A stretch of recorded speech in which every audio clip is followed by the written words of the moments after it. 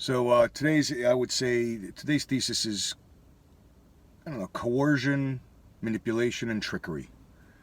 And I lump them all in there because, I mean, it's always degrees of something, and certainly the perpetrators are either knowing it, they either know that they're doing it cognitively, in which case it's either that they just get a joy out of doing that such manipulations, pulling the strings on other people, or they're doing it for some other reason, in which case they're treating people like objects or like pawns, or they just think that they are doing it, like that they know better and they're doing it for the benefit of somebody else, but it's still their own delusion that makes them think like, how do you know what's good for somebody else? Let alone one's own kids or things like that. And I guess, of course, what's good for your kids, but do you? I think it takes a certain amount of humility, but granted, I don't even have the wisdom of having any. But I'm assuming it takes a certain amount of humility to really know whether you know that. I remember a friend of the family's was a magician. Does great little card tricks, great little things. He had a pool table down in his basement, smelled of cigar, and this whole thing was very, very.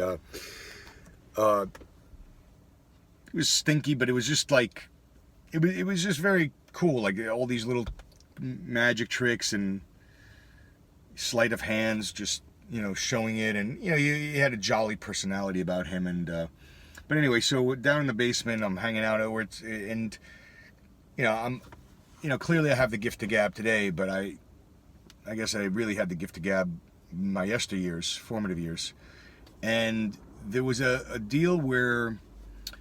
My stepfather and him, they were really best friends and stuff like that.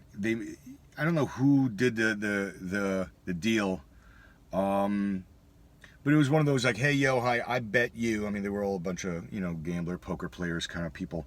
I bet you can't stand still and not say a word, or maybe it was just stand still. I think it was maybe even stand still, or not say a word, as I just go around you 3 times. And so there I am standing, and it's just, and he's over here. He's like, okay, so he's going to go around 3 times, and I'm like, all right, yeah, I'll do it 3 times. I'm going to go around you 3 times. Now the trick of that is, and I'm assuming it's like some frat boy or private school kind of bullshit trick, is if you start here and you go once around, 2 times around, and then 3 times 3/4 around, and you don't quite make it back to here, and you just leave, and then you're like, well, now I'm stuck, unable to move because he hasn't completed the rest of the quarter turn. Now granted, I mean, these are 40-year-old guys doing this bullshit to like a 9-year-old, or 10 maybe at the time, 9 or 10. Anyway, so what I find interesting is the need for a bunch of 40-year-old guys to like pull that kind of bullshit on a kid that is not aware of the culture, that's not aware of such pranks. So I'm also, willful as a kid, or I used to be, where I would just stay and I'm like, all right, well, they got to leave at some point, complete the quarter turn. And this is where I'm getting at in terms of coercion and trickery and manipulation. It is a jovial trick, that's fine, ha ha ha. I don't even mind things being laughed at my expense to a certain degree, but, as a kid, it's just like, well, all right, that's a little unfair. I guess you always want to read the fine print when it comes to anybody stating anything. In which case, can you really, to what degree can you trust somebody who's pulling that bullshit prankster shit on you at 9, whatever.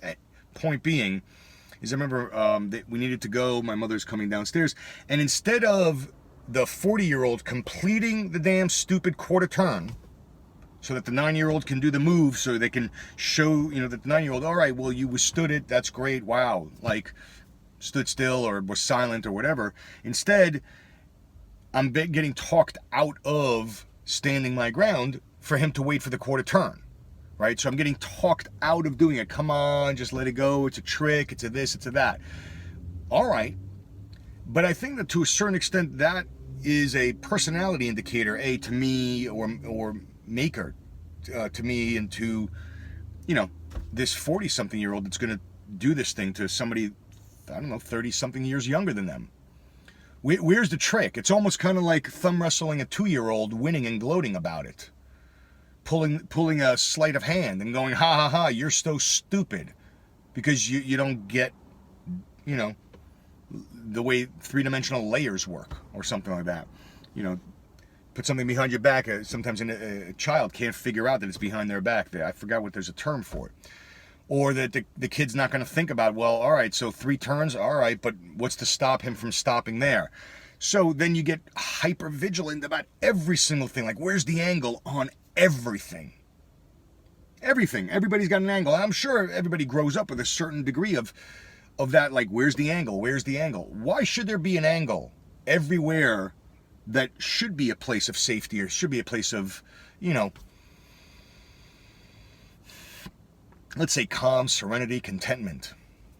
And then it's almost the idea of, well, you know, like, let it go. It's just a trick. It's just a play. Well, if it's just a trick and once you let it go, well, complete the quarter turn. But no such luck. And clearly that stayed with me. As it's interesting what I've given up on over decades later. You know, 3 decades later. It's, you know, something later. It's just the things that I've given up on. All right, well, don't stand your ground, or don't make a big stink out of it. Don't fight City Hall. Don't, you know, like, let it go. And yet, all that I see are people that are not letting it go, finding that, like, manifest your thing and do the thing and go after it and get it, whatever it is. And I'm not declaring any morality or ethics on it. Why don't they let it go? Why don't you complete the turn? Why don't you just, you know, do your thing? You know, it fascinates me when, because of course if it was flipped the other way, would they know, would the 40-year-old know enough to say, well, you're going to complete all 3 turns in one full swoop, you have X amount of time, this and that, and go, and so on.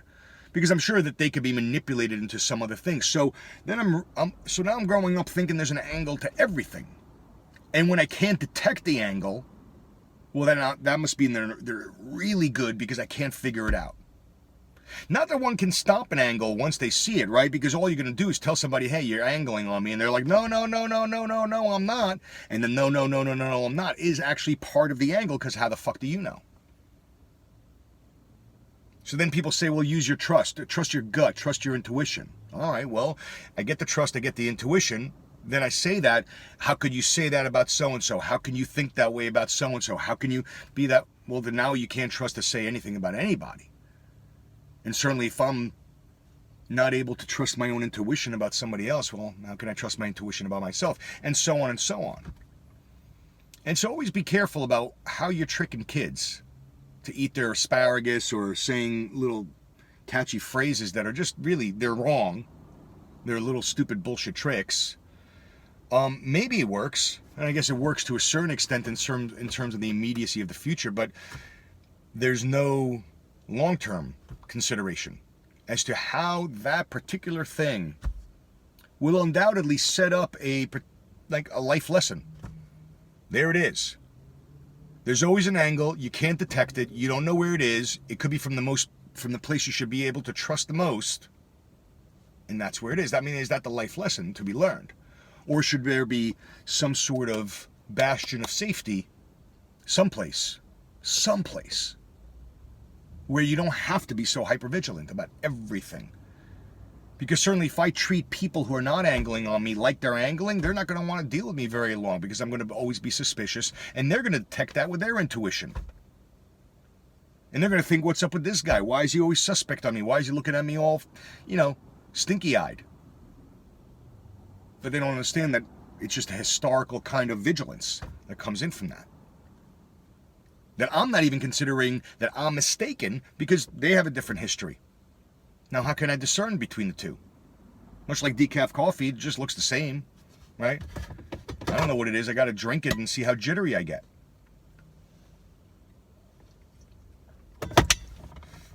So to that end, I think discerning comes from having a massive amounts of data points on certain people.